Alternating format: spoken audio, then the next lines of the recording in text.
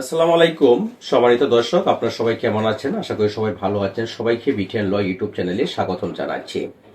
এক ভাই আমার কাছে প্রশ্ন করেছেন যে আসামিরা ধারালো অস্ত্র বা চাকু দিয়া মাথায় কোপ মেরেছে, 5 জনকে আসামি করা হয়। 3 জন আসামি জামিন নিয়েছে, 2 জন আসামি জামিন পায়নি। পুলিশ আসামিদের ধরছে না। আগামীকাল নাকি আসামিরা হাজিরা দিতে আসবে আমাদের করণীয়কে।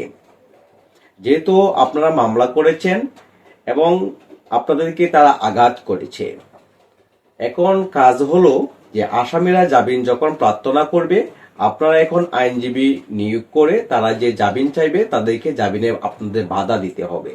যাতে আসামিদের জামিন না হয় সেজন্য বাদী পক্ষ হিসেবে আপনাদের ডিফেন্স করতে হবে, অর্থাৎ আসামিদের জামিন বাতিল চাইতে হবে, সেখানে বাধা দিতে হবে।